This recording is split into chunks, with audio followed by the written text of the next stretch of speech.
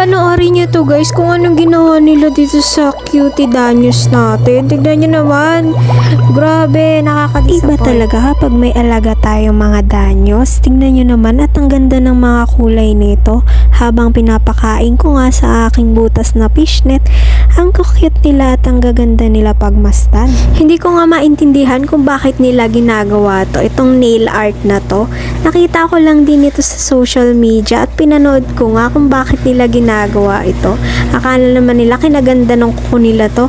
Tingnan nyo naman, ipapasok nila sa loob yung danyos. Tapos ganyan, neon danyos pa man din yan. Super big no talaga kapag ganito ang ginawa nila. Dahil kawawa naman yung mga fish. Lalo na itong mga danyos, stress reliever natin sila. Pero hindi sila pang decoration sa ating mga kuko or kahit saan mga ano. Napakaliit pa ng pinaglagyan nila dun sa nail art. Kaya naman yung mga susubok nito, huwag nyo nang gagawin guys. Sobrang ganda ng mga danyos at kita nyo, sobrang tingkad ng mga kulay nila. Lalo na kung may lightning kayo na kulay red or tricolor na ilaw. Ang ganda ng kulay at sobrang tingkad. Lalo na kapag blue light ang ginamit nyo. Neon na neon ang makikita nyo dito sa mga danyos natin. Isa nga rin yung mga danyos na maganda alagaan dahil sobrang liit na nila at sobrang makukulay pa nila. Ang ganda nila pagmasdan lalo na kapag katabi mo matulog yung mga danyos. Low maintenance nga din itong mga danyos natin dahil konting pagkain lang, ayun lang yung pwede na lang kainin. Hindi naman pwedeng sobrang dami. Kaya ito, minsan pinapakain din namin sila ng mga live foods or bloodworms katulad na itong tubipex kasi favorite nila to. Ito na nga yung naghihingalo nating fishnet. Ayan, ang dami nga nitong bloodworms na to. Pero sa dami nila, mauubos nila kagad to.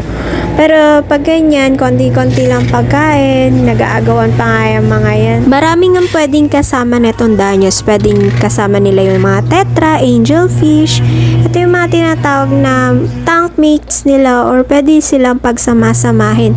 Kaya sobrang daling alagaan kapag mag-aalaga ka ng danyos. Dahil pwede rin yung ibang maliliit na fish.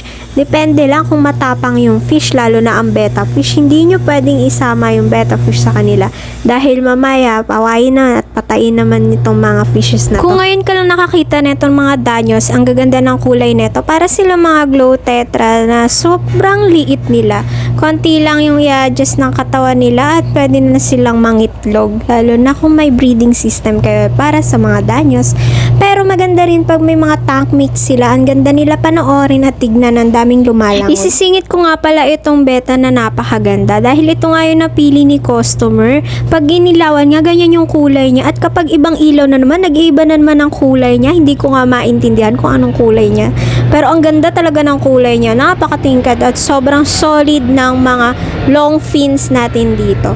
Kaya ano pang hinihintay nyo? Pwede na kayo umorder dito sa amin, dito sa Pandacorn, para makapili na kayo ng mga gusto nyo or message nyo kami dito sa Pandacorn.